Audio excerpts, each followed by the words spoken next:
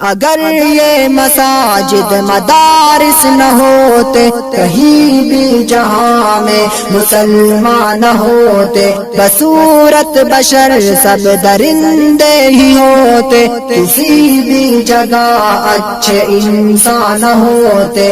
اگر یہ مساجد مدارس نہ ہوتے، کہیں بھی جہاں میں مسلمان نہ ہوتے۔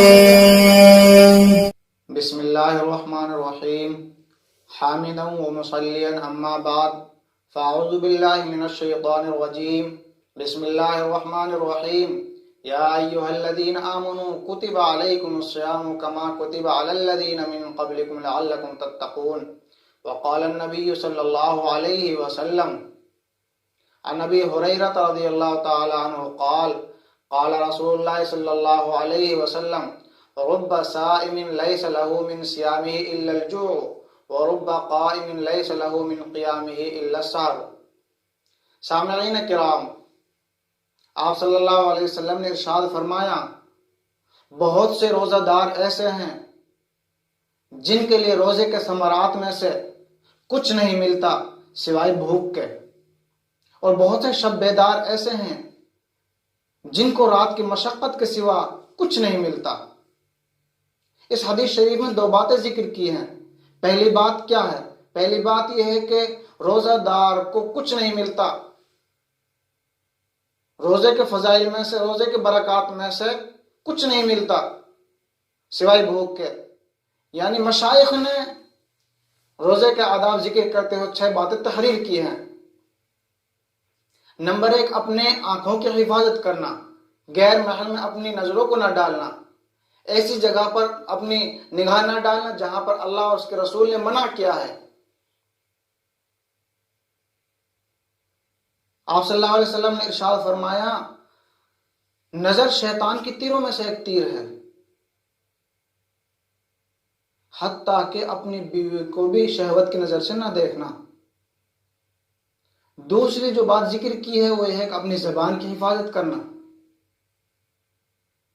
جھوٹ، چغلی، غیبت، بد کلامی، ایک دوسرے سے جھگڑا کرنا۔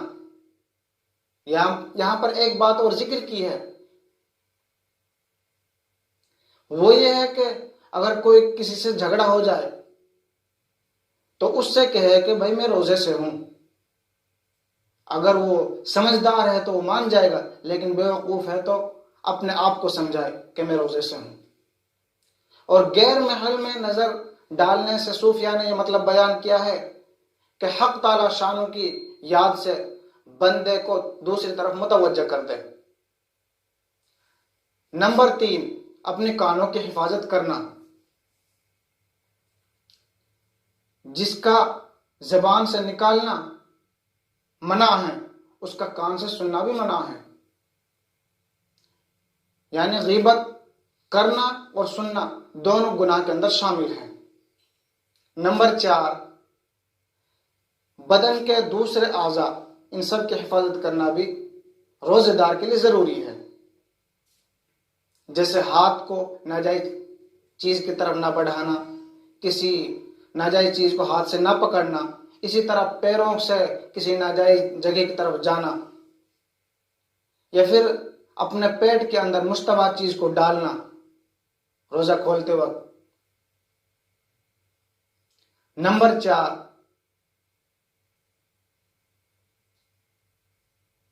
نمبر 5 یہ ہے کہ روزہ کھولتے وقت اپنے حلال مال میں سے شکم سیر ہو کر نہ کھانا۔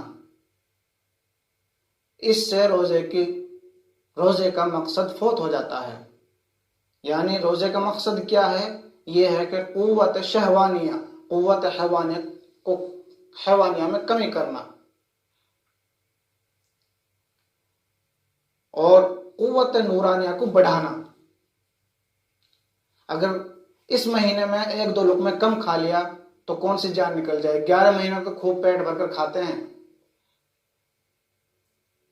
اس لیے 1-2 لقمے کم کھانا تاکہ قوت شہوانیہ کم پڑ جائے، سست پڑ جائے۔ اور قوت نورانیہ روح ربانی بڑھ جائے، اس کے اندر قوت پیدا ہو جائے۔ چھٹی بات جو ذکر کی ہے وہ یہ ہے کہ روزہ دار کو روزہ کھولنے کے بعد مطمئن نہیں ہونا چاہیے کہ بھئی میرا روزہ پورا ہو گیا، بلکہ اللہ سے ڈرتے رہنا چاہیے کہ میرا روزہ قبول ہوا ہے یا نہیں ہوا۔ یعنی بہت سی عبادتیں ایسی ہیں جن کو بندے کے منہ پر مار دیا جاتا ہے۔ حدیث شریف میں آتا ہے بہت سے قرآن پڑھنے والے ایسے ہیں جن کے لیے قرآن کریم لعنت کرتا ہے۔ اس لیے اللہ تعالیٰ سے ڈرتے رہنا چاہیے روزے کھولنے کے بعد بھی۔ ان چھ باتوں کا روزہ دار کے لیے عمل کرنا ضروری ہے۔ اللہ تعالیٰ مجھ کو اور آپ کو عمل کرنے کی توفیق عطا فرمائے۔